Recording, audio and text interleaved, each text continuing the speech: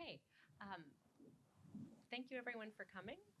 It's good to see you all assembled for what I think is an absolutely fantastic event. I'm very honored to, together with Elmira, be hosting such a distinguished panel of thinkers and practitioners and advocates on this issue. So it's really our honor.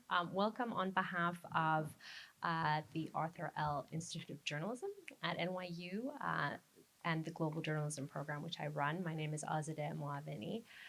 I'm organizing this together with my friend and colleague, Professor Elmira Beyrazli. I will briefly introduce her, and then she will introduce the rest of the panel. Elmira is a friend, a thinker, and a writer, and an academic that I deeply admire. She directs the program in Globalization and International Affairs at Bard. She's the person that I go to talk about feminist foreign policy. She's the founder and creator of Interrupted, which is, if you don't follow it, a newsletter and a sort of portal for encouraging and advocating more women's voices and work in the foreign policy space, because we know that that is lacking. On top of that, she has a distinguished career in teaching and also in government service, and it's just one of those all-around excellent people whose work sort of spans academia, policy, writing, and so she brings such a rich perspective, and I knew she would be a fantastic person to moderate this discussion and to plan this with. This is an issue very dear to my heart. Iran is a neighbor to Afghanistan, faces many similar challenges, not quite the same, but the question of how do we advance women's rights and protections for countries that are isolated and sanctioned and struggling is a question that's very dear to me. So I look forward to hearing all of you explore this in a very stark context. Over to Elmira. Thank you so much, Azadeh, for that very generous introduction, and welcome everyone. I also, a couple of housekeeping things. One, I'm so thrilled that I could collaborate with Azadeh on behalf of NYU and the Global and Joint Program Studies at the Journalism School here. But we're also collaborating with the National Committee on American Foreign Policy, and Amanda is here, and it's an organization that we collaborate with very closely, and it's a membership organization. If you'd like to know a little bit more about it, Amanda can speak to it. They obviously, with the name American Foreign Policy, but then also the Hagop Kevorkian Center here at NYU is a sponsor, and the program in International Studies with the Graduate School of Arts and Sciences at NYU, and my newsletter, Interrupter. You should all sign up because I'm funny. So I will briefly introduce everyone and dive in. So we'll do a conversation for about 40 minutes. And then we'll open it up to Q&A for half an hour. This conversation will be on the record. We are recording it. If during the Q&A, if you do not want to be identified, the video will not show anyone in the audience asking any questions. If you don't want to be identified and if you don't want your question to appear in the video, please just come up to us afterwards and we will make sure to edit your portion of that out. We want this to be a frank conversation, and if there are questions that you have, we don't want you to hesitate to ask them. With that, I'd love to introduce my co-panelists. Immediately to my left is Fatima Ahmadi, who is a research consultant with Rud Dari. Oh, you're gonna have to say that for me. And you would think I'm like bilingual so that I would be able to do that. Rawadari. Okay, it's an Afghan human rights organization that unfortunately is in exile. And I know that she'll be able to touch on that a little bit more. Next to her is Annie Forsheimer, who is a senior non-resident associate at Center for Strategic and International Studies. Annie's also a very dear friend of mine, and we met working at the State Department a long time ago. And I'm grateful that you could be here. To her left is Erica Gaston, who is the head of the Conflict Prevention and Sustaining Peace Program at the UN University Center for Policy Research. And Erica is also a friend and a colleague. I'm thrilled that you could be here. Kavya Ashok is the executive director of the NGO Working Group on Women, Peace, and Security. And we're going to hear a lot about the work that you do because it's really important, especially coming on the heels of the big week that you had last week when the UN was looking at the Women, Peace, and Security resolution, which will mark, I think, 24. So next year it'll be 25 years. Okay. All right, so this, as Azadeh introduced, the title of our discussion is Does Engaging the Taliban Legitimize Gender Apartheid? And I think I'd love to be able to just set up the conversation and understand where we are. So Fatima, I would love to bring you in here. We've read and heard a lot about kind of the situation for women in Afghanistan, particularly after the Taliban took power in 2021. Can you talk a little bit about what is that situation and what is the status of women's rights under the Taliban regime? Sorry. Hello, can you hear me? First of all, hello and thank you very much for being here to listening to a discussion about Afghanistan. I think it's really important that some of people and practitioners and scholars at universities trying to still bringing the discussions about Afghanistan to the table. And it's very important to recognize what is happening in Afghanistan is not happening any part of the world. And that's why we need more discussions, and that's why we need more attention to the situation of women and girls in Afghanistan. Before the Taliban takeover in August 2021, so I'm giving a little bit of backlash. What was the situation for women? It was not perfect for sure, but we were able to, be part of the parliament, and Afghanistan parliament was one of the countries having more seats for women. And we had women in so many leadership positions, so many of them part of the NGOs working in different leadership positions, police, and so many other sectors. Women were able to work, travel, and do a lot of social and civic engagement and political engagement in a country. When the Taliban took over, everything now banned on women in Afghanistan. And more importantly is the education on girls over 6th grade.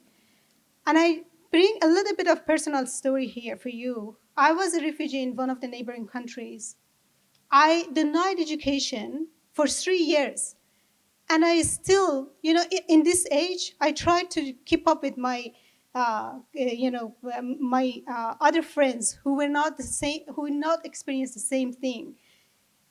And imagine girls in Afghanistan. This is we are entering to the 4th years of banning education for girls in Afghanistan, the only country in this planet. And it's not normal. Women cannot go to work. Women cannot go to streets without mahram. Mahram is, based on the Sharia, is someone who is a relative by blood. And they cannot travel more than, if I'm not wrong, 45 kilometers. Now we have a whole ministry of propagation of virtue and prevention of vice. They have male morality police. They go after women, they go after girls, and they can take them without any providing any reason to their custody. And what is happening there is horrible. And we had incidents in January and February that they took a lot of girls from west of Kabul under pretext of bad hijab, while they are preserving the same hijab that they had for generations in Afghanistan. We had, we practicing Islam for generation. We practicing in different ways, and we had a lot of different religions practicing in Afghanistan.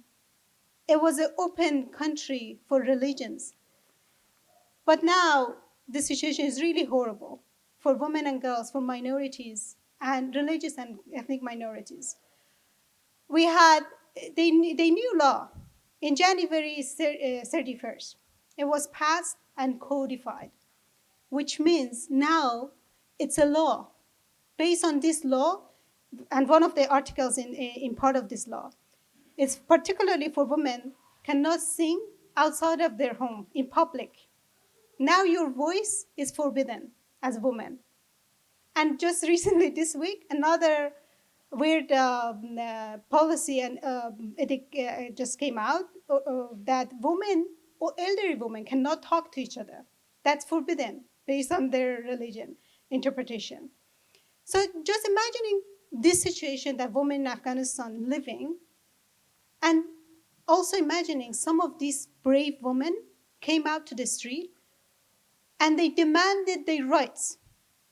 And they shaped political groups, political movements, civil and political movements in a country that they cannot even breathe. We had this woman in Afghanistan. We cannot just talk about miseries in Afghanistan. We should talk about the braveries of Afghan women. And also, I also want to say, women outside of Afghanistan, we were not silent. Any of us, we try to inform every group of this, I'm in America and I know the other women, Afghan women, they went to so many places, they raised their voice and they didn't allow people just legitimizing this group in Afghanistan. So there are so many things that are happening right now in Afghanistan that I just, maybe through the media, and I just highlighted some of the important ones here. But it's also really, I want to also say, our community is really resilient. When they banned the school on girls, fathers, I have a story of fathers in Herat, in west of the country. He sent his girls, to madrasas. This madrasa, these fathers trying to also, teaching some of these modern science and other classes for the girls, so they don't be behind all of this, education. He took all of this, like 2 years of education to the ministry and asked them to verify that. They didn't. They said the ban is banned. We don't accept anything. Now, even under schools that running by people, communities, they are forbidden. They're banned. If they understand, if the Taliban understand that these kind of activities happening, they go and arrest them and torture them. And there are so many of these groups, community groups, women groups, and other groups that trying to keep the civic work in Afghanistan have been jailed, have been tortured, have been sexually abused and raped just because of demanding their rights.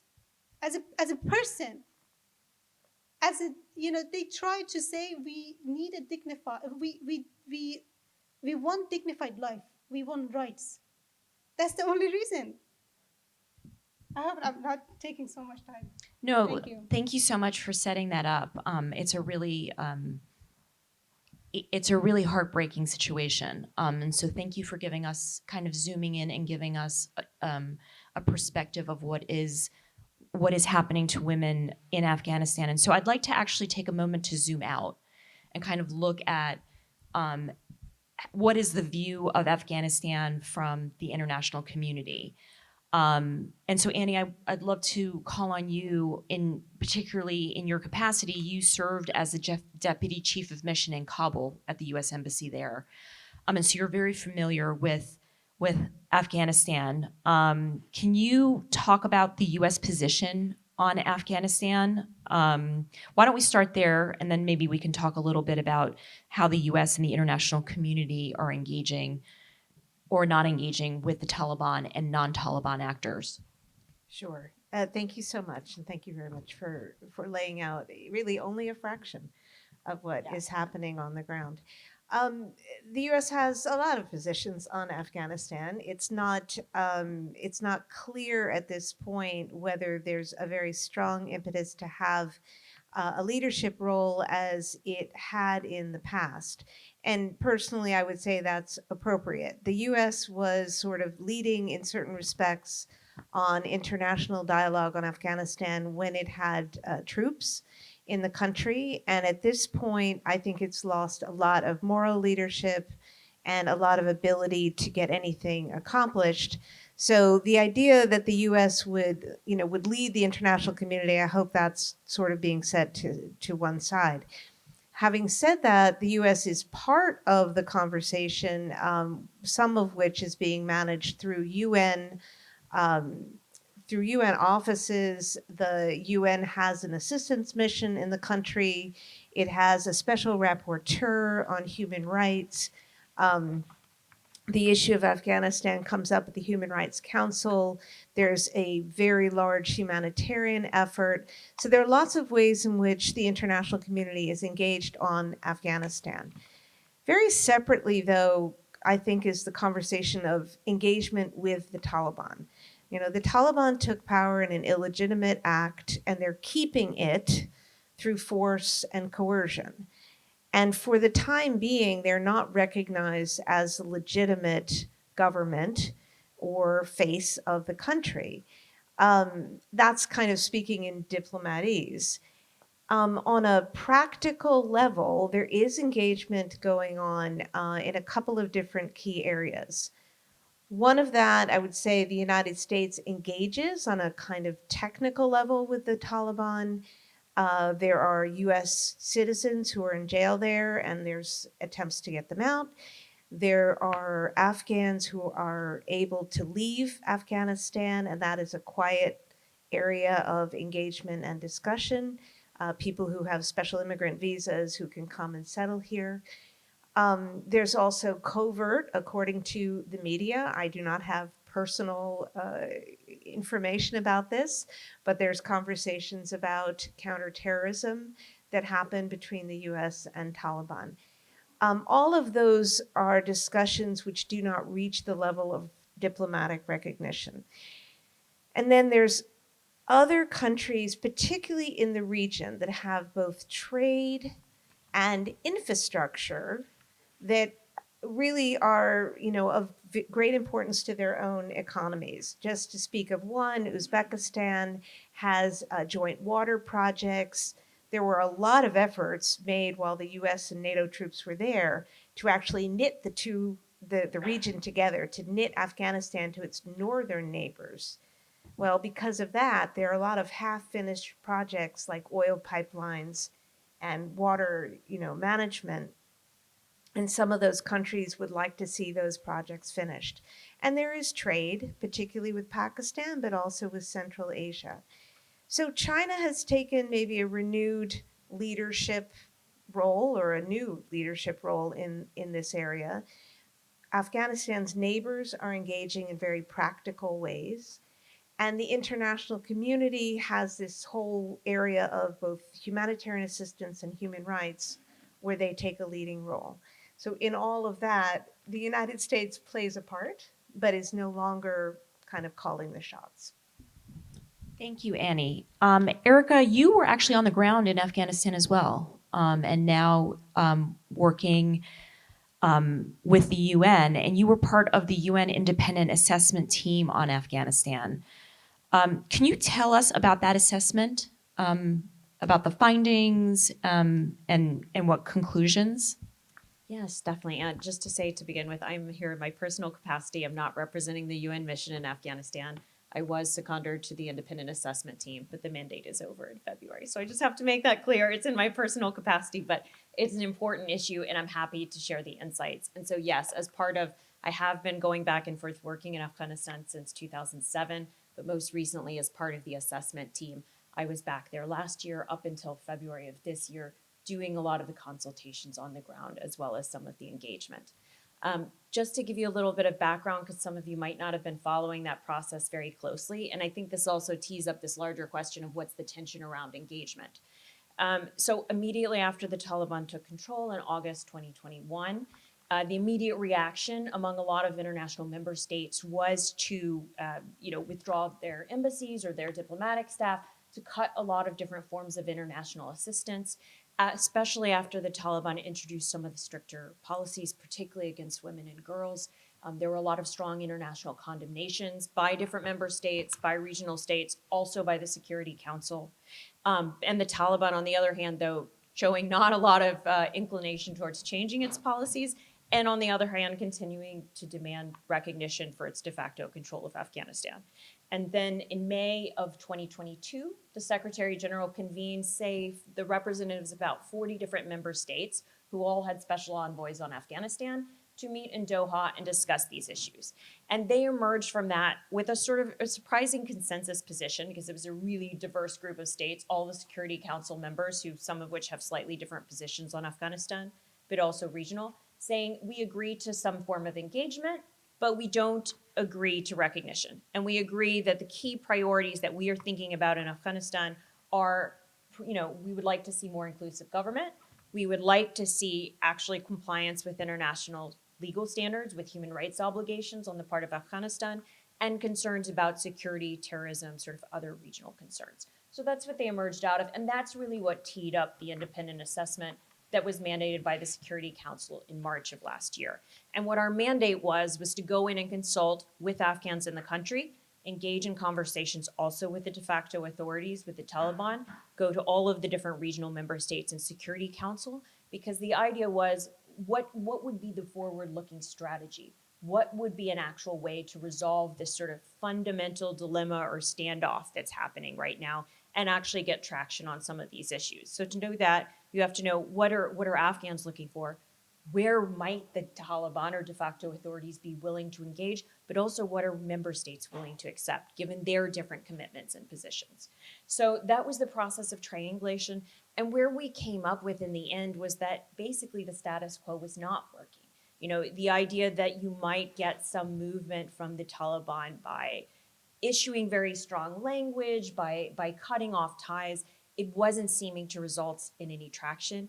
And in the meantime, was having a lot of consequences. So, I think the statistics last year from the UN were that, 23 million Afghans were dependent on humanitarian assistance, 12 million acutely food insecure. There was still humanitarian assistance going in, but a lot of the broader economic development assistance that might be going, even not through the government, but on some of these other projects, was not. And so it was causing a lot of economic repercussions, including for women and girls. So our mandate was, what would be a strategy that you could try to balance these different concerns?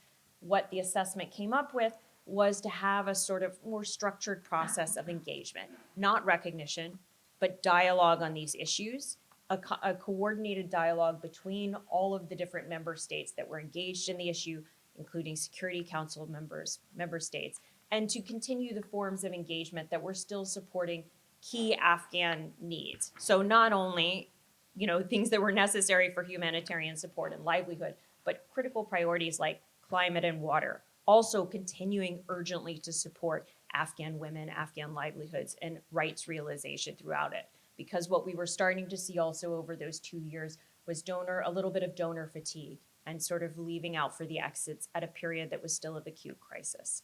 So that was what the ultimate assessment was. I'll just put on the table there that there are some critics, and this is where the tension is with engagement, and those critiques tend to be, one, what if it doesn't work?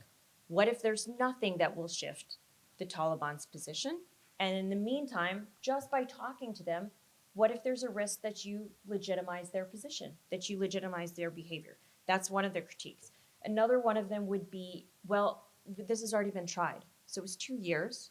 There were some embassies and member states that reestablished, sent their diplomats back in. There was still, that $23 million of assistance going in and conversations happening around that. There was all of these other different means. And so people were saying there was attempts at engagement and they're not working. And where we kind of landed on that after talking with everyone was, one, there was some diplomatic conversations. You mentioned some of the technical conversations going on in the sideline, but a lot of it was very ad hoc and incoherent. It was one country doing this, the other one not doing this, and sort of undercutting the messaging across them, and not happening in a way that you could actually start to maybe get some confidence building, maybe get some concessions on one side or another that might actually move the needle, and do so importantly and I don't want to leave this out. My point is to talk about the international assessment, but I want to say that sometimes this can be portrayed as something that is an international issue that internationals are acting for. Every Afghan that I met, man, woman, religious, clerics, conservative, was raising the issue, for example, of girls' education. Everyone in the country. This is not something that is just being promoted from the outside. So how do you give voice to them in a more coherent and structured way? We recommended having a diplomatic process, also having a special envoy that would give greater coherency to that international coordination piece. What's resulted from there, and I will say to that last point, is I think it's important to mention, I was personally there for a lot of the consultations and conversations around Afghanistan. And, like in any country, there are very mixed views. There are many Afghans who think that there shouldn't be any recognition at all for the Taliban. Many will say, okay, not recognition, perhaps some talking. But one thing that I found very striking, particularly in my conversations with Afghan women, was that they would say, we have to talk to the Taliban every day. We don't have the luxury to say that we're not going to talk to them.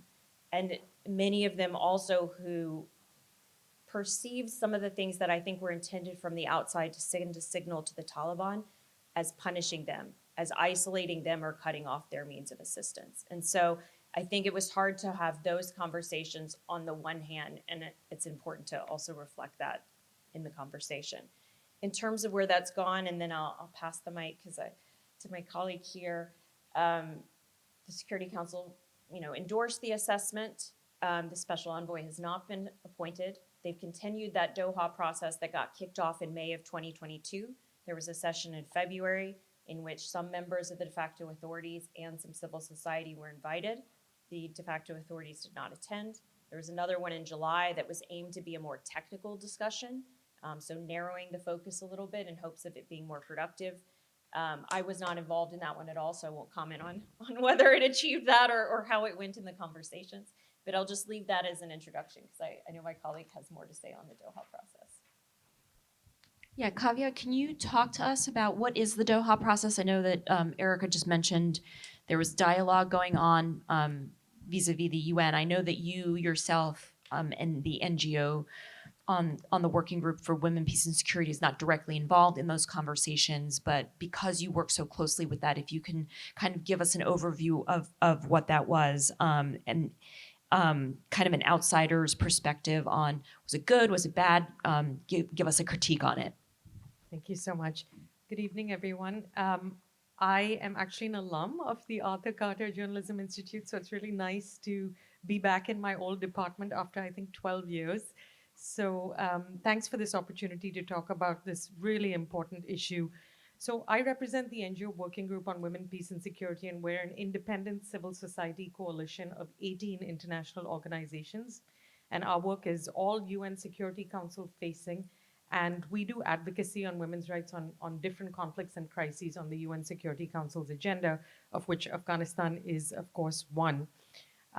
And, we see Afghanistan as being one of the biggest women's rights crises globally in conflicts and crises today. And so it's been a very high priority for our members since August 2021 when the Taliban took over.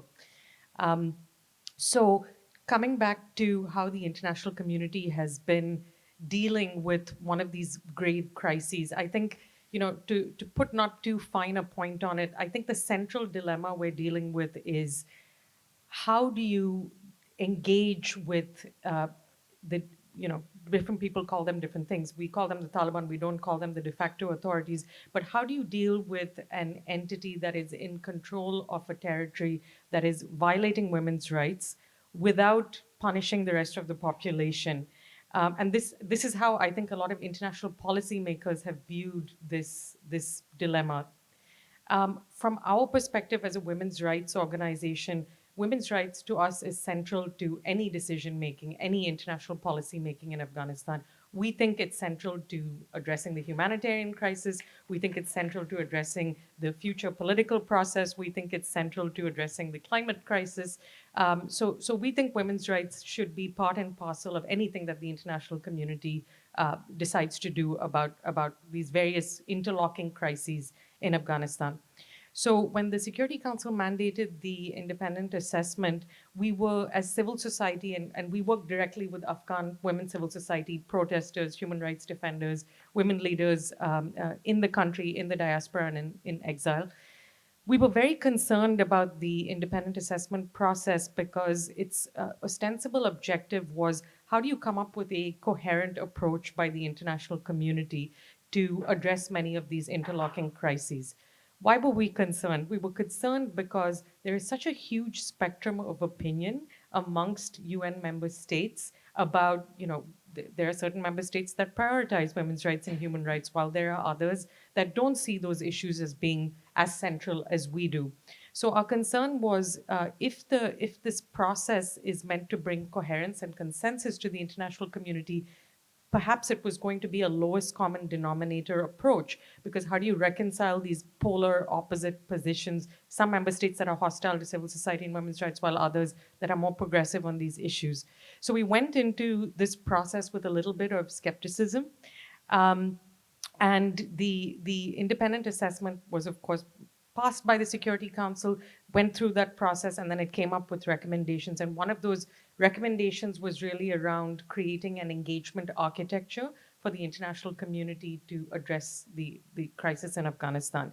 And the Doha process, which you've heard us referring to, is one critical part of that engagement architecture. So the idea was to bring together UN special envoys from different countries at regular intervals of time in what they call the large format group to discuss how to engage with Afghanistan. It was meant to be a UN-led process. And we pushed very hard for two things. And this was coming directly from our Afghan partners as well as our international members. The first was, we wanted the international community to have a coherent approach, not only to Afghanistan, but specifically to make women's rights a red line in their engagement with the Taliban. So we wanted them to take a coherent approach to that issue. We wanted to see women's rights on the agenda at each and every Doha meeting. And most importantly, we wanted to see Afghan women as full and equal participants in the Doha process. We wanted them to be represented in all their diversity, sitting at the table, talking to member states, talking to the UN, and talking to the Taliban, which they were also, many of them were very keen to do. But we had 3 rounds of this Doha process so far: May last year, February this year, and then July as well. And with the first Doha process, the envoys met together, and neither the Taliban nor Afghan women were actually part of those substantive conversations. And it was under huge pressure from Afghan activists, Afghan women activists, that the UN quickly convened last-minute consultations with Afghan women before that meeting took place. And we wrote letters to the Secretary General. We lobbied member states, and we said, if all of you are talking about women's rights and saying that you're committed to women's rights and human rights in your foreign policy, it should be a no-brainer that Afghan women have to be at the table. It didn't happen. And there was a lot of criticism about the first Doha process. With the second Doha process, or with the second meeting of the Doha process, which took place in February, the Taliban said that if they were going to attend that meeting, they wanted to be perceived as the sole representatives of Afghanistan, meaning they did not want to see Afghan women also participating in the meeting. They didn't want to see civil society participating. So the UN Secretary General said that he was not going to renege on either of those points. And so the Taliban didn't attend, but Afghan women did attend. A very small number of Afghan women attended. Then you come to Doha 3. So Doha 1, UN envoys, no Afghan women, no Taliban. Doha 2, Afghan women, no Taliban. Then you come to Doha 3, and despite the UN saying that they would prioritize having civil society there and so on, when you came to Doha 3, it appeared to us as outsiders, as civil society, as an organization working with Afghan women, that they were very much absent from the preparations for Doha 3. And it looked to us that the UN was prioritizing bringing the Taliban to the table. That was their metric of success. Can the international community find an opportunity to bring the Taliban to the table to talk to them? So Afghan women were not part of Doha 3. They were tacked on at the end of the Doha meeting in a side meeting that was with a few envoys.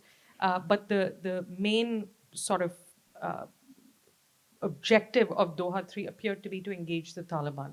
And you could see that reflected in the agenda for Doha 3 as well. Women's rights was not on the agenda, human rights was not on the agenda, accountability was not on the agenda, and these are many of the issues that we as advocates were calling for, Afghan women were calling for. Instead, what was on the agenda? Engagement with on the private sector and economic development, as well as counter narcotics. These were the two issues that the UN put on the agenda. So, and what we heard from diplomats and others was that these were issues that were more technical, that would be less controversial for the Taliban, and that would bring them to the table because they were areas of potential mutual interest. When we heard that this was what the agenda looked like, that Afghan women were not going to be there, a lot of Afghan women started calling for a boycott of the meeting. And in fact, several women who were invited decided not to go because they said this process doesn't have credibility if you're not putting our rights on par with these other issues that the international community is going to be addressing. And so that brings us to where we are today, which is, I think we're at a crossroads with Afghanistan and this Doha process. Afghan women that I talk to, Afghan human rights defenders that I talk to, very much feel that this process has lost its credibility because of how it's gone so far. And their concern, from what I understand, is that while I think, as Annie and others said, there has not been formal diplomatic recognition of the Taliban, meaning they don't have a seat at the UN, they haven't been recognized as a formal government. The Doha process, as well as how regional countries and others it appears that the direction that they are moving towards is a sort of creeping normalization and legitimization. And there are, probably many different factors for this. One is certainly that I think the international community is overwhelmed with competing crises right now, with Gaza, with Ukraine, with Lebanon, so many others. And Afghanistan, I think a lot of diplomats, unfortunately, want to see Afghanistan in the rearview mirror. They are not putting it on par with many of these other conflicts and crises, and we think they should. But I think the other issue is that there's no international consensus. There isn't a strong principled voice of leadership to put women's rights, human rights, and accountability on the forefront. And so this process is losing its credibility. So I think the key question that Afghan women are asking right now is this a process that can have its credibility restored by addressing some of the issues that they've called for, or is it a process that needs to be abandoned because it has not addressed their needs? It hasn't looked at the issues of human rights, women's rights, ethnic minorities, accountability issues, and many of the issues that they've been advocating for. Thank you. And I think there's one other element here, and I know I'm cognizant on time. There's been a movement at the UN to something called gender apartheid, and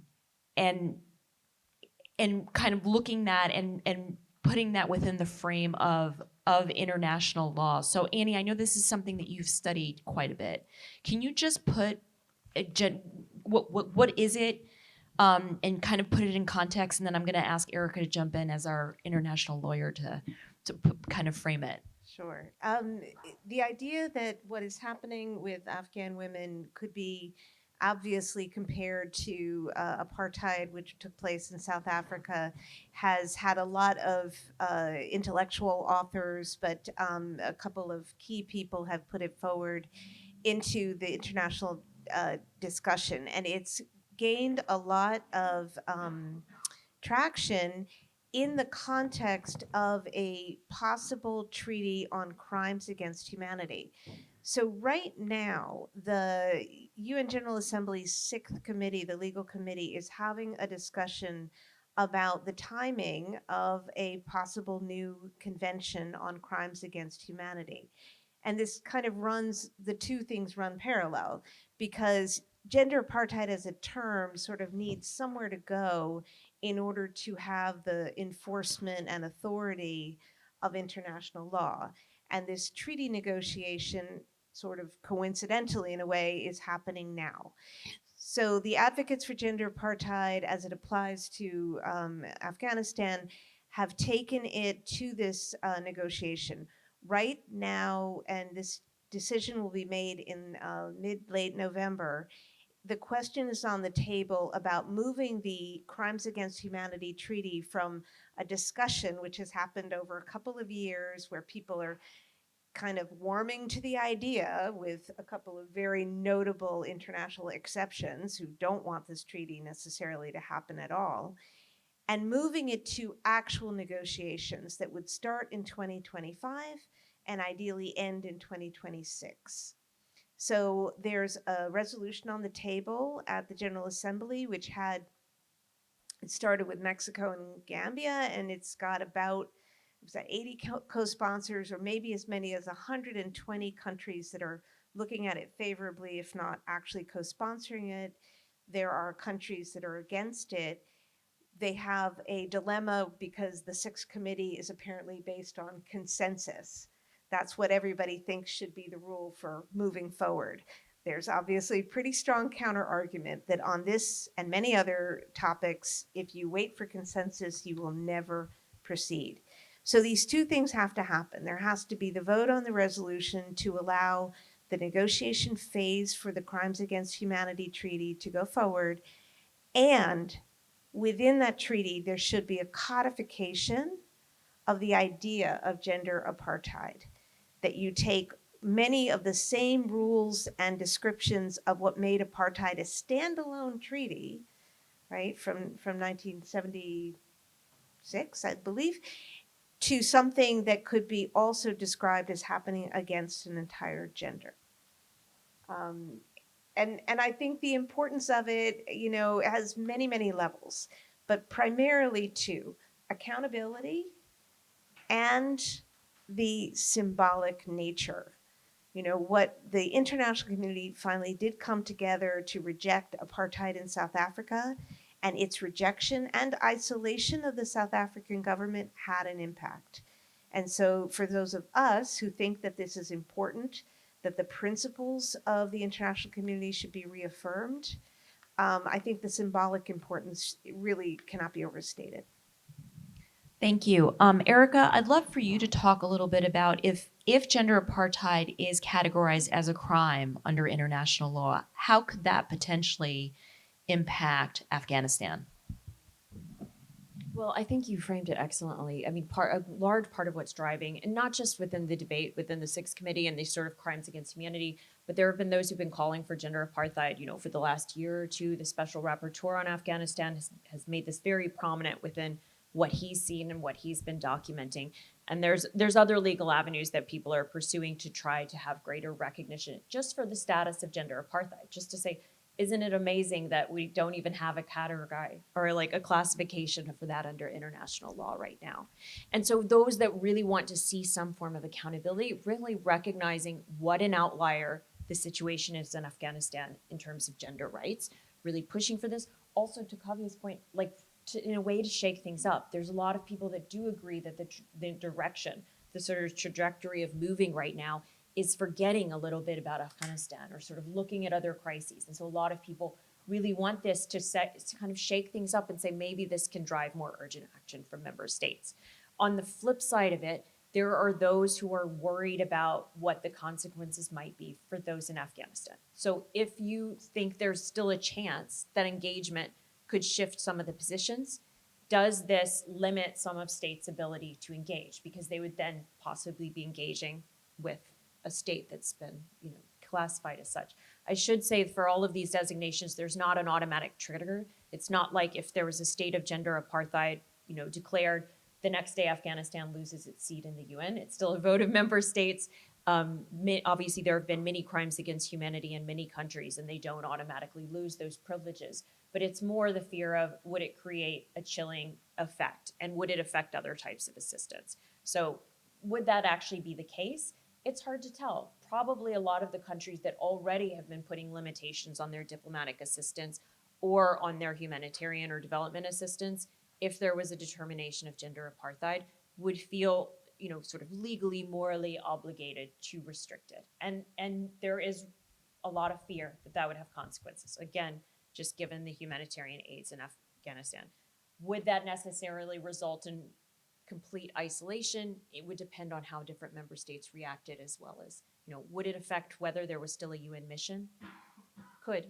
Not certain. Depends on how the Security Council members or others would react to it. All of this is a slow moving, but this is why people have this concern or this real debate right now about it in connection with recognition. Great, thank you.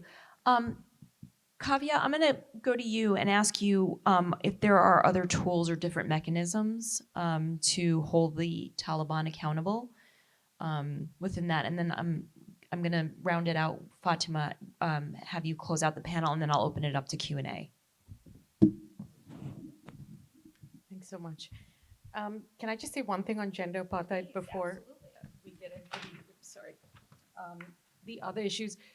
You know, one thing about that I think is valuable about gender apartheid, and I think Annie and Erica touched on the sort of legal aspect, but I think there's a political aspect to this, because even if you declare gender apartheid today and manage to get it codified tomorrow, you're not necessarily going to see the women's rights crisis in Afghanistan disappear overnight.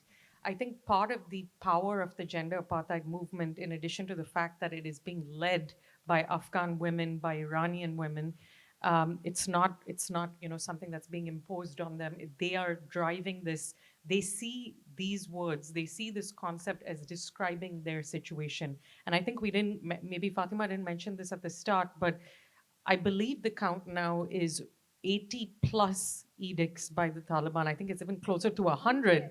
I saw 100 today, actually. The UN said 80, but I think it's closer to 100. Almost 100 edicts restricting women's rights in every sphere of public life.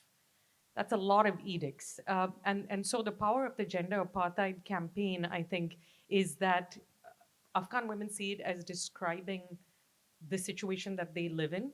There have been surveys by organizations like DROPS, which is an Afghan organization for policy research that surveys Afghan women across. I think the most recent survey that they did one of the surveys they did in January was across 19 provinces. They interviewed over 3,000 women, and over 60% of them said that gender apartheid describes their situation. I think it was close to 60 or 67% said that they wanted the UN to recognize this and use this terminology. And I'm saying this because I think there's a criticism also of the gender apartheid movement that, oh, well, the people who are calling for gender apartheid don't really care about the humanitarian situation, and they're putting women's rights above addressing various dimensions of this crisis. So again, I wanted to just reiterate that point, that women's rights is not separate from what's happening in the country. And this is a call coming from Afghan women themselves. This is not a Western or internationally imposed concept. In terms of the other avenues, precisely because of some of the obstacles and sort of challenges with the gender apartheid campaign, what I work on is women, peace, and security. And there is an entire WPS architecture at the UN. The Women, Peace, and Security Agenda refers to 10 legally binding Security Council resolutions that cover a wider range of issues on women's rights than any other thematic agenda on the Security Council.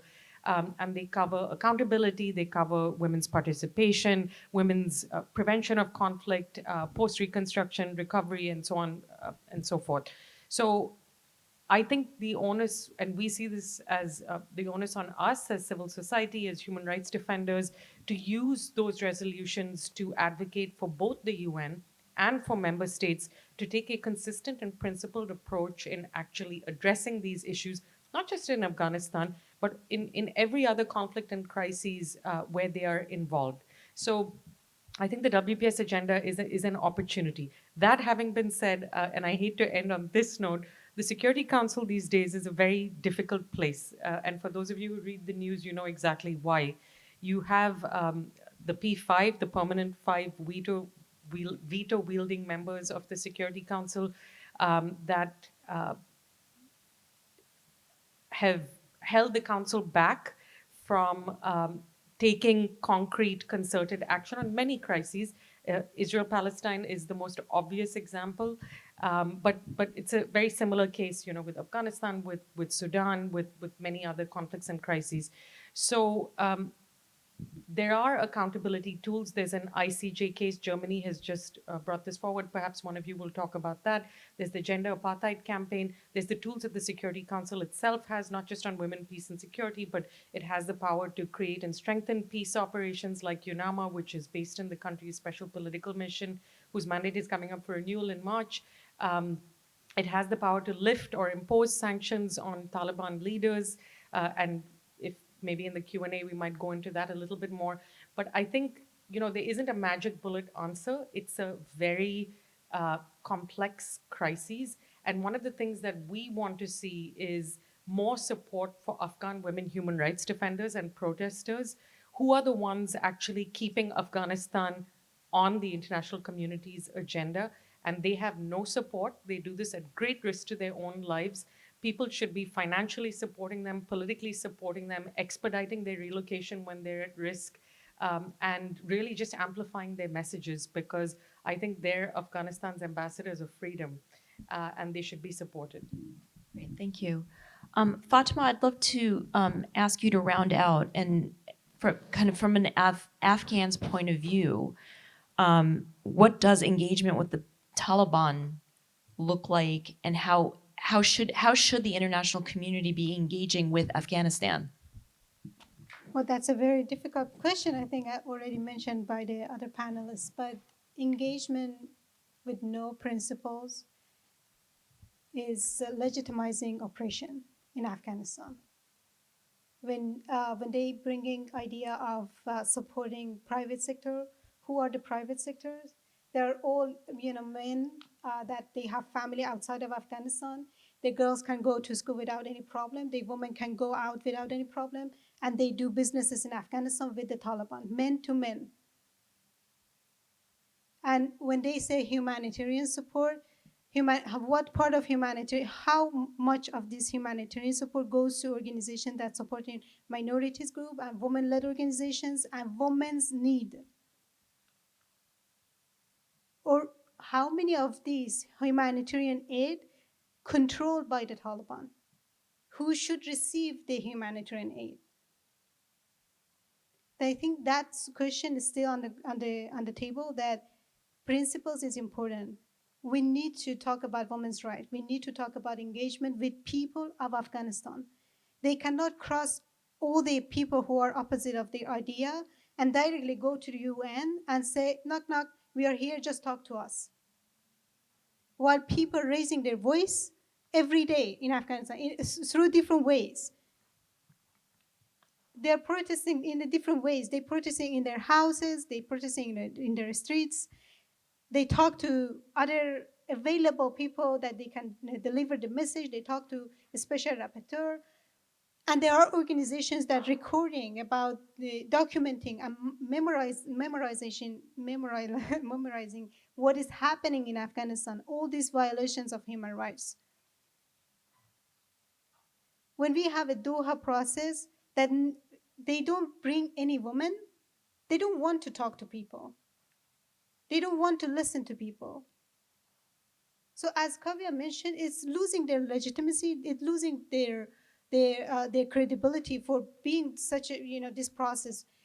This process should bring all the voices, especially the women's voices, that being impacted over 3 years of the Taliban in power. And they are the people, they are the group that paying the cost of this Taliban policy every day. And some of these economic hardships that they're mentioning, that we need engagement because of economic hardships and because of this losing, economic is fragile in Afghanistan, is true. It wasn't perfect before the Taliban. It was fragile already. But the Taliban limitations, not allowing women to go to work, not allowing girls to go to school, impacting the situation on the economy. 50% of publication of books decreased because of the ban. Girls cannot go to school. Half of these, school children, they cannot go to school. And they banned women from work. So all of this, man's power, they are not part of the economy, to bring income, to be part of this machine of economy. So they are the main reason for the economic hardship. They cannot only blame the international community for what is happening. You are responsible. You have to take responsibility on your own as well. And I just wanted to also mention about gender apartheid. That's the only situation that we can describe the situation in Afghanistan. You cannot, literally, as a human, you don't have dignity. You are not allowed to think. You are not allowed to speak. You are not allowed to do anything. You have to only follow what they say. And as a woman, as a gender, you are caring as from the birth. Thank you. No, thank you, and thank you for the brave work that you do. And as you mentioned, a lot of the Afghan women and men, we have at Bard College, we've taken a lot of Afghan students in, and I have to say, I think Bard, I really do commend Bard for welcoming them and giving them asylum here in the United States. And and I think you're right. I think we do need to champion them. I'm going to open it up to Q&A. If you want to ask a question, I will call on you, and I will not. And again, I just want to repeat: this is on the record. The video will only be on us, so you will not be on video. Please go ahead.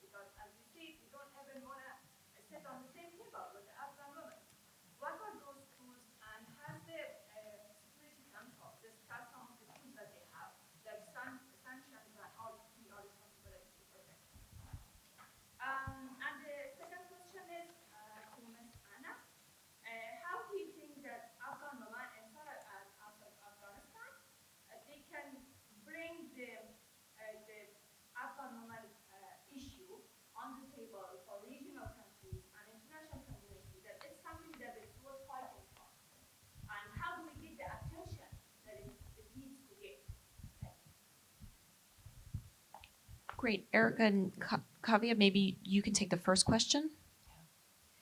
Yeah, I think these are really great questions. And what you really hit on is really the dilemma that we had to confront within the assessment. What we saw when we were in consultations is that, I think it's a difficult question. There are certain issues that the Taliban doesn't necessarily want to engage on.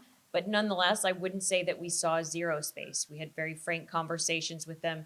We met Afghan women and activists who had conversations in the country.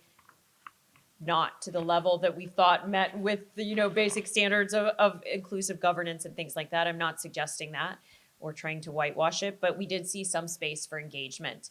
And the idea of trying to start a more structured dialogue was to try to open that bandwidth more, try to create processes where both sides get comfortable talking. I think often with the Taliban, there was a sense that the international community was only going to be critiquing them no matter what and not recognizing positive things, and so sort of shutting down.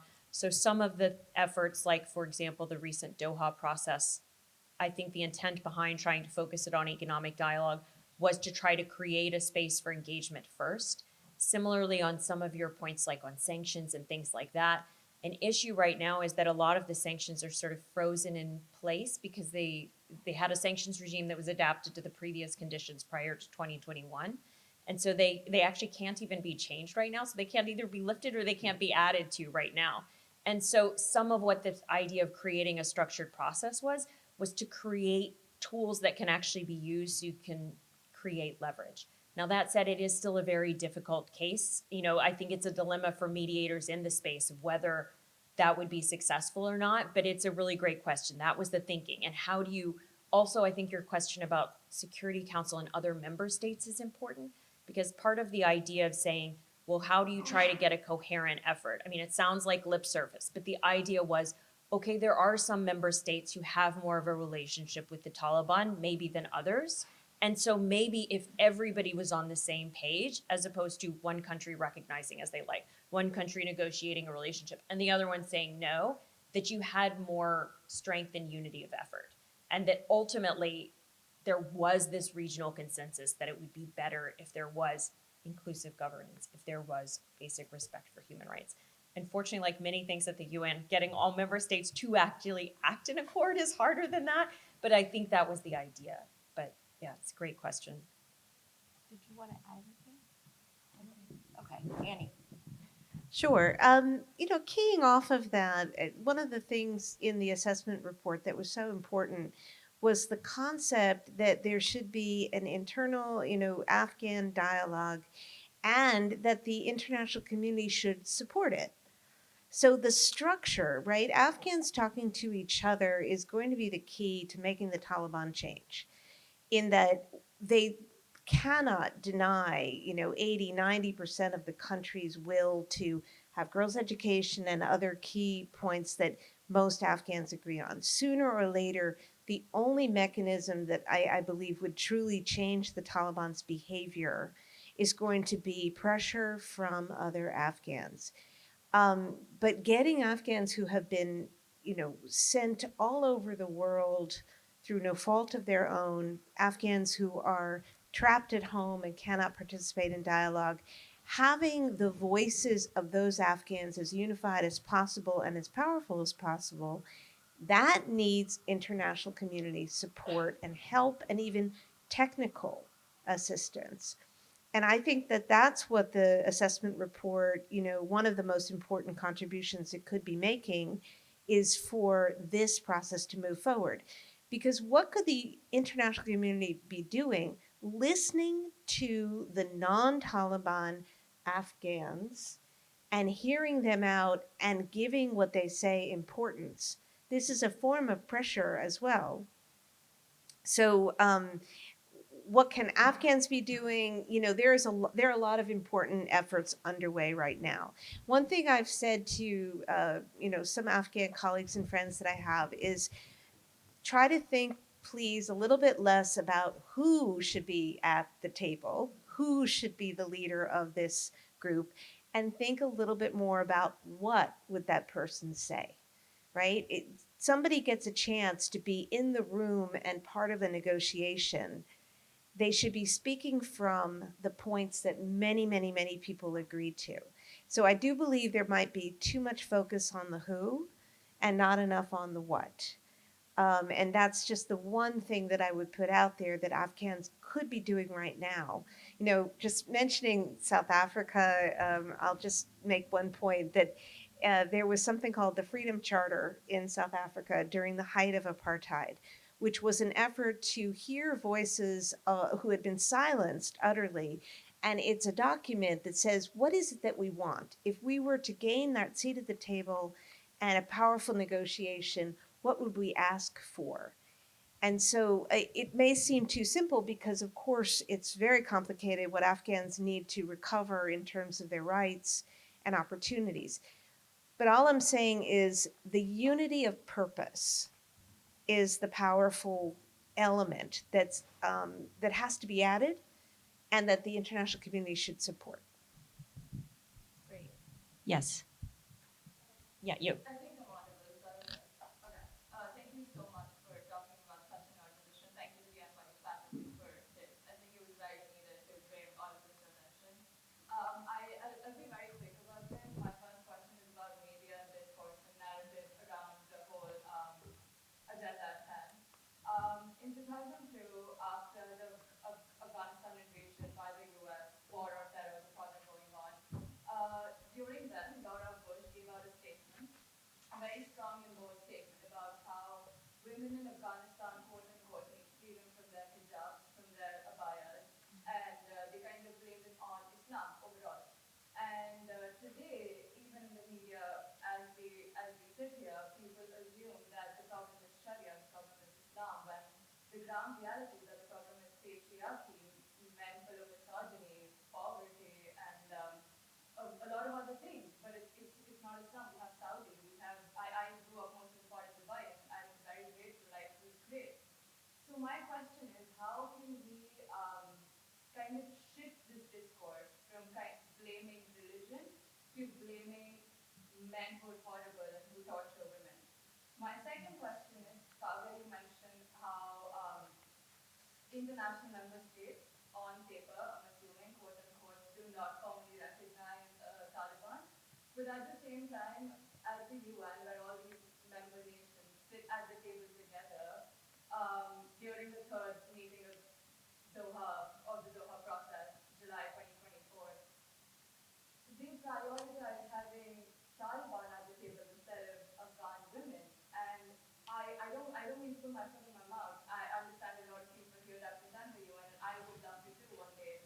But as of now, how can we as masses trust the UN when they're prioritizing agendas like narcotics and ignoring the plight of women, and would prioritize having terrorists at the table rather than actually listening to women who are in pain? Yes, please.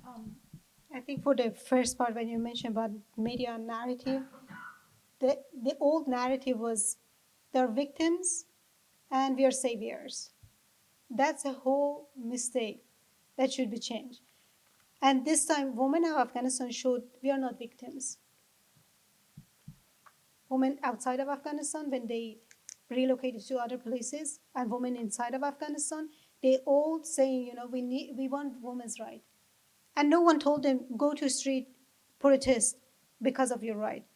They knew this is my right based on, my religion, based on my culture, and no one is here to take it away.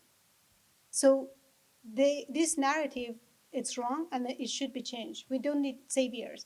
We need solidarity. We need supporters. We need someone who listen to us and understand what we understand our needs.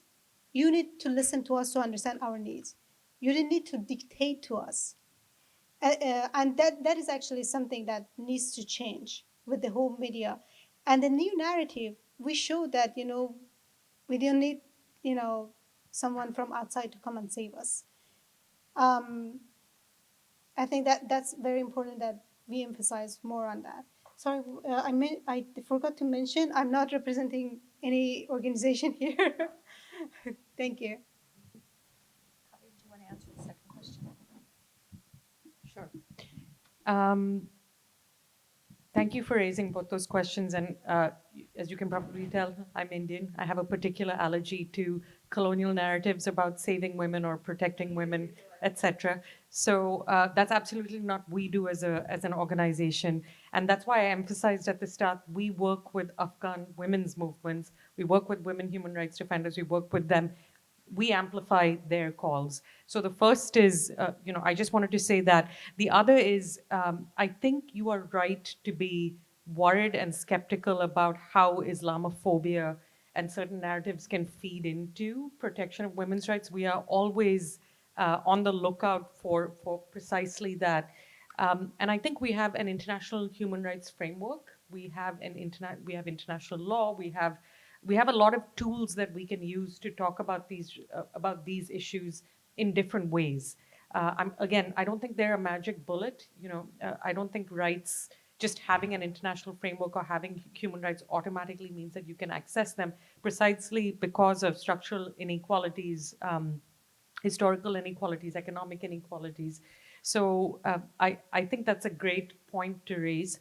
On your second point about how do we, I said at the start that even though there has been no formal recognition of the Taliban, my fear and the fear that I hear from a lot of our partners, our members, is about creeping normalization, right? And that's why this Doha process has been of such concern. And I should say, even though there hasn't been formal recognition of the Taliban, I think it was in January this year, China recognized the Taliban's diplomatic credentials, and then you had the UAE do that. A lot of regional countries are either reopening embassies in Kabul or vice versa, handing over their embassies to the Taliban. There's a lot of things happening that I think contribute to this creeping normalization. And I think our role as advocates, as civil society, is to make sure that we are, first of all, continuing to consistently amplify this human rights narrative, talking about Afghan women's rights, supporting their voices, their right to be at the table, and really calling for more transparency and accountability from member states as well as from the UN. The Doha process, after all, is a UN-led process. And that's why we keep writing letters to the UN Secretary General saying you need to put women's rights on the agenda, you need to have women at the table, otherwise this process is going to lose its credibility, and you end up having Afghan women calling for it to be boycotted, as they did with Doha 3. So I think there is a moment right now for the UN and for member states to course correct and to ask themselves a very serious question. A lot of member states, so, we didn't get to mention this, but at Doha 3, when member states heard that Afghan women were not going to be there and that women's rights was not going to be on the table, the G7 plus countries actually wrote a letter to Rosemary DiCarlo, who leads the Department of Peacebuilding and Political Affairs at the UN, saying, we want to see Afghan women as full participants in this meeting. We want to see Special Rapporteur Richard Bennett invited to the meeting. We want to see civil society as participants. They asked for a number of things and expressed their concern. But even though none of those things happened, they all sent their special envoys to Doha 3. So, there was a moment there where member states stepped up and said, actually, we're going to raise these concerns. But what ended up happening was they went anyway. And what I heard after the fact was they were faced with a dilemma of their own, which was if we raise these concerns and they're not addressed, and we don't go, who will be the principal voices in the room? Are we gaining or are we losing by attending or not attending? And so I think there's a very serious question here to member states across the board, across regions, which is how serious are they about women's rights? How serious are they about human rights? Is this just lip service, or when push comes to shove, are they actually willing to take specific actions to show that they are committed to those principles? I might just actually two-finger on that point, because I do think that's really at the crux of the dilemma. And I think, how do you actually best support women's rights? On the one hand, you want to have a strong statement and you want to have strong showing. But I do think there is some, we also do want those views represented in the room. And so I do think it's not a dilemma to just palm off that member states who are seriously interested. The same is true with, yes, there are some missions that have reopened within Kabul.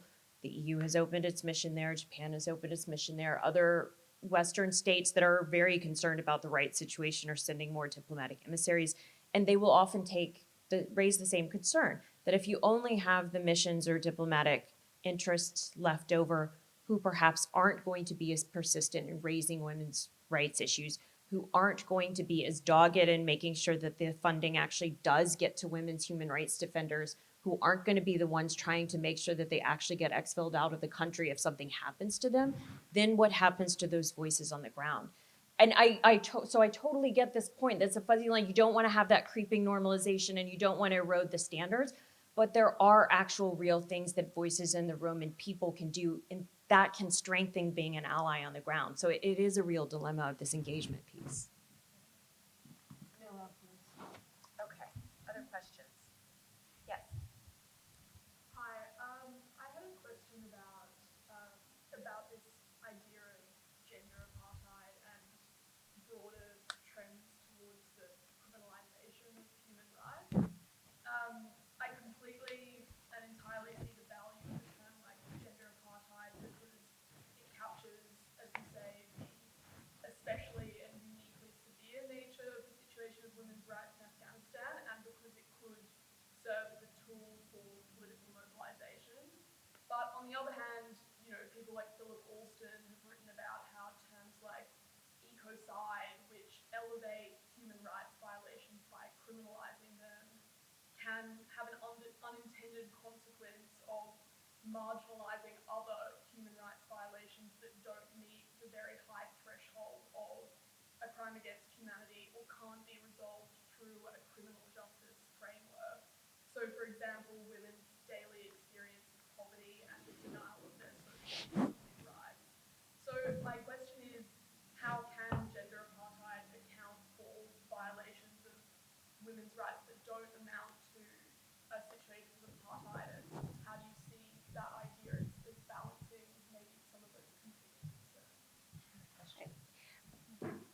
So I'll thank you very much for that. I think it would be hard for me to get as technical in my response. So I want to go up a level of philosophy.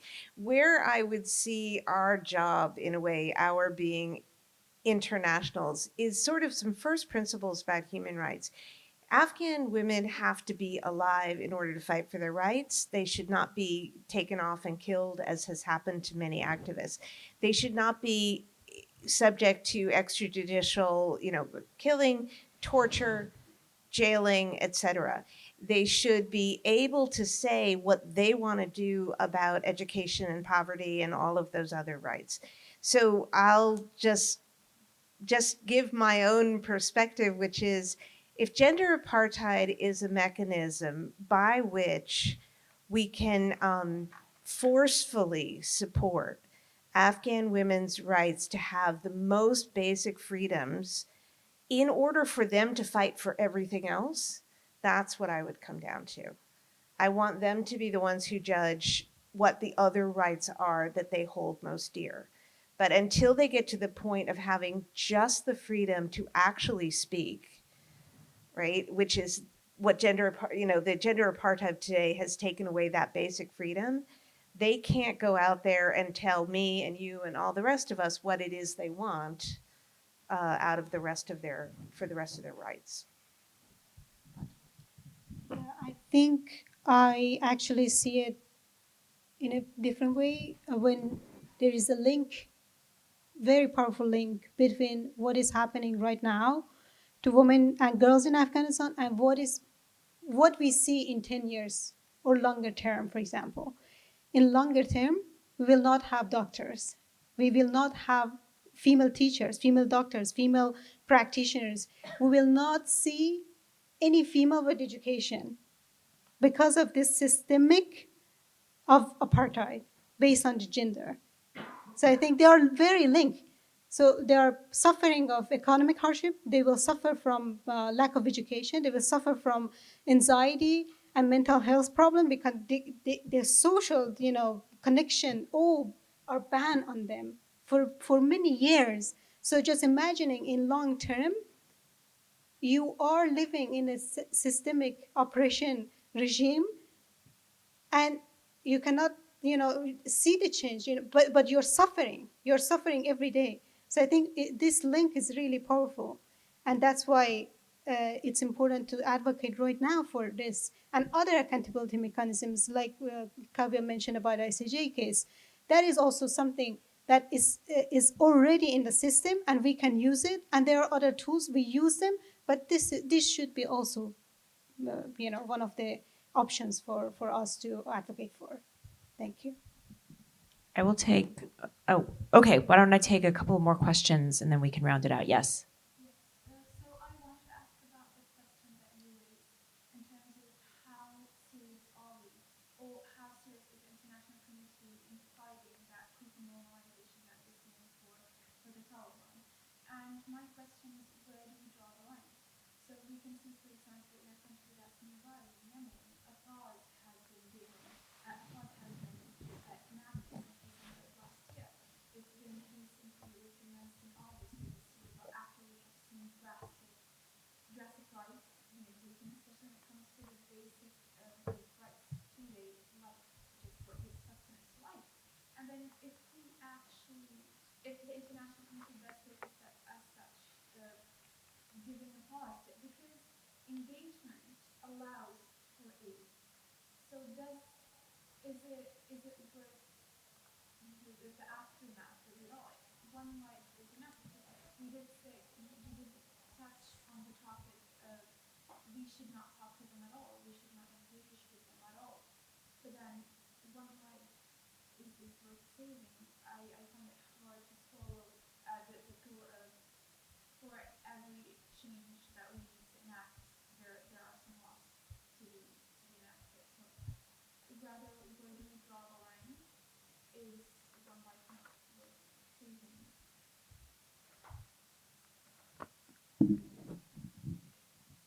I don't have the answer, but maybe some thoughts to help structure our thinking.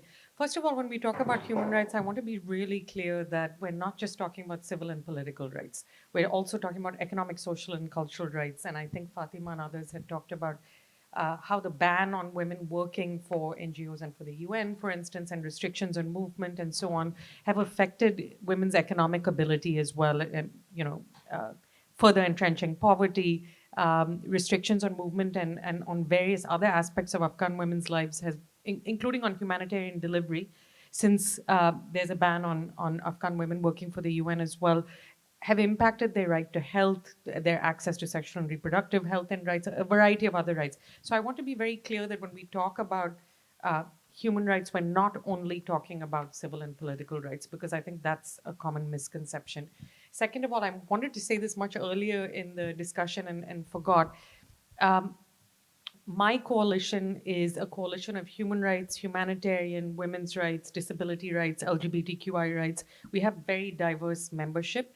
And for us, we would never call for cutting humanitarian aid to Afghanistan. That is absolutely not a position that we support. We have our message is much more nuanced than that, which is that there needs to be principled humanitarian delivery. And I think Fatima alluded to some of the complications around humanitarian delivery. Is it getting to communities in need? Is it getting to everyone across the country? Is it getting to ethnic minorities? Is it getting to women in rural parts of the country? Those are very important questions. Is aid being diverted in ways that benefit the Taliban rather than reaching those affected communities? So humanitarian delivery is not something that I think should be used as a point of leverage. There are other things that can be used as points of leverage, however, and we've talked about some of them today. At the Doha 3 meeting, I think the Taliban were very clear. Their spokesmen who attended the meeting were very clear. And I think this has been sort of apparent to the international community, though my colleagues can jump in if they disagree. Since they seized power, there have been a couple of things that they've wanted, right? They've wanted diplomatic recognition. They've wanted a seat at the UN. They've wanted lifting of sanctions. They've wanted Afghanistan's frozen assets to be returned to them, so there's been a list of things that they've wanted. And what I've heard Afghan women say a lot is that we should be using these things that the Taliban want in order to promote a change in behavior.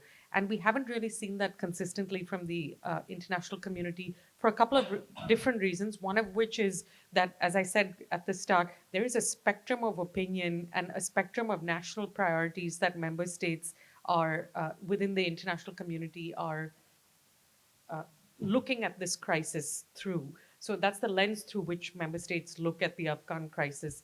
They look at it through their national priorities, their economic priorities, their political priorities. How are they leveraging what's happening in the country to their geopolitical advantage? We haven't even talked about some of those bigger issues here, but that's the reason why we're seeing an incoherent approach.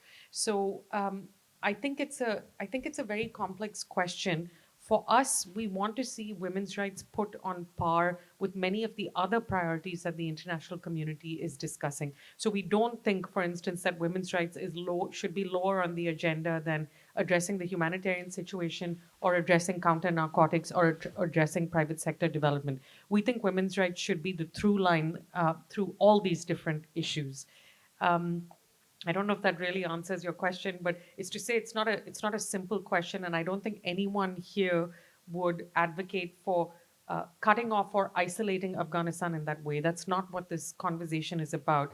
It's about how do we as an international community use our voices, use our tools, use the frameworks that we have to push as hard as we can consistently to get these issues addressed. And I think the problem we're facing is that you have different members of the international community saying different things, some of which serves their own interests rather than the interests of the Afghan people.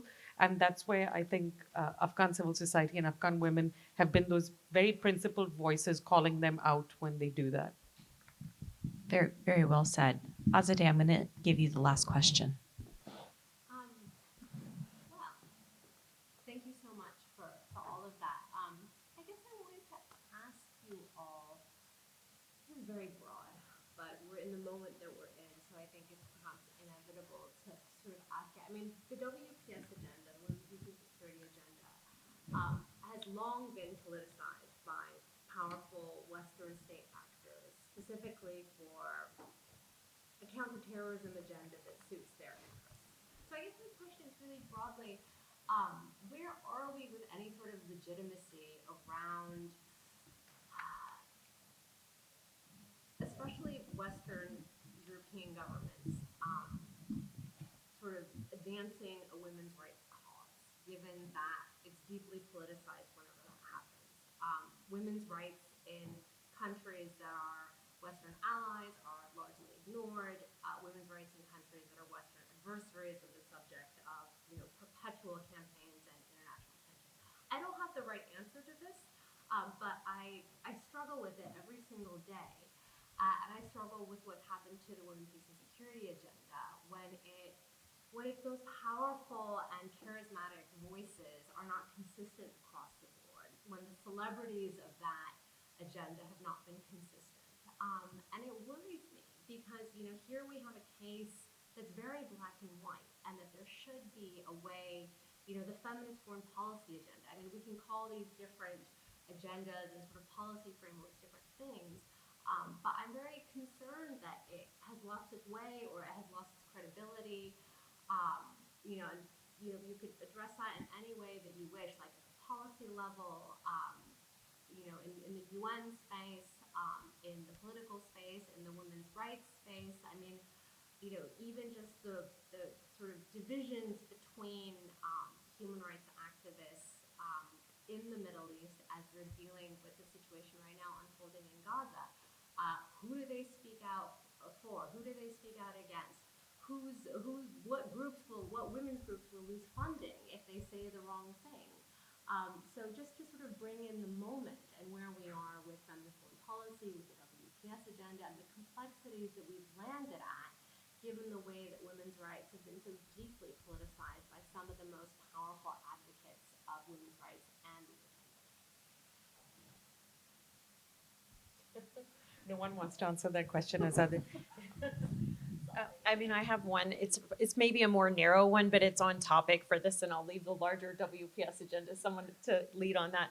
But I actually think there was an interesting way that this came up in a lot of the discussions and continues with the Taliban, with de facto authorities. I mean, to the earlier question about how do you get them to engage, one of the reasons that I mean, in large respect, a lot of things they don't want to engage on or they're reluctant to, or the process hasn't been right, or different countries interested and involved. But certainly I think one thing that they think is that this is not a deeply held belief, that this is a projection of Western states because they are viewed as the enemy. And that even if they change their policies, the things that they would like in exchange would not be forthcoming, which is an interesting twist to your point that this agenda has become corrupted.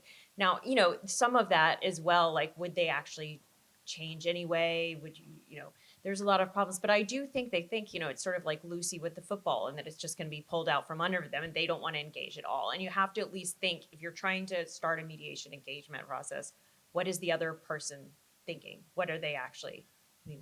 Anyway, it's a very narrow point. It doesn't have to do, can't answer the larger women's foreign policy, but as it relates to this, it has an interesting repercussion. I do think that a lot of member states have really tried to prioritize women's rights in Afghanistan genuinely, but I don't know that it's always received as such.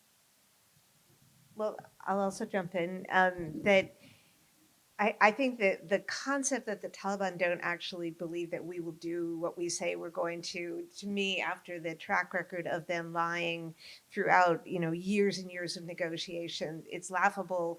They know what they're supposed to be doing in order to gain recognition. And I think the assessment report is brilliant in the way that it lays out the international obligations which would lead to a normalization of their status, or the status of the country of Afghanistan, whoever is in charge of it. It's absolutely there in the multiple international treaties that the country of Afghanistan is a party to. So let's not reinvent anything. Let's talk about the treaties that they agreed to, that Afghanistan agreed to as a country. And they could start with that, and I'm sure a lot of terrific things might happen if they actually acceded to those requirements. The sanctions, by the way, relate to terrorism, not to human rights, and they are an utter violation of the sanctions requirements, that they no longer support Al-Qaeda and all kinds of other, terrorist groups that are resident. So those sanctions should be on a completely separate track of conversation from women's rights. They, in my opinion, they were there for a reason, and they belong in effect. So just utterly, separating what the quote unquote West wants is important on a tactical level. And for that purpose, there are multiple voices within Afghanistan, not only women activists, but a whole lot of, someone mentioned earlier today, fathers, people who care about human rights who are Afghans. So the Taliban doesn't have to see this as some international agenda. They have plenty of people to talk to at home. Of course, you would ask the most difficult question right at the end. I think that Western credibility on human rights, on international law, and certainly on women's rights has been severely eroded with this current crisis in Gaza. And with previous shifts in administration, for instance, under the last Trump administration, I remember the assaults on sexual and reproductive health and rights. So this is to say that I don't think the West can or should be our only allies on this issue. I would never, and I come from the global South myself. So we always try to push back against this idea that women's rights is a Western agenda, or that this is an imposition of those values on anyone. And the work that I do every day is testament to that, right? We're working with women's rights movements in conflicts and crises. We work in partnership with them.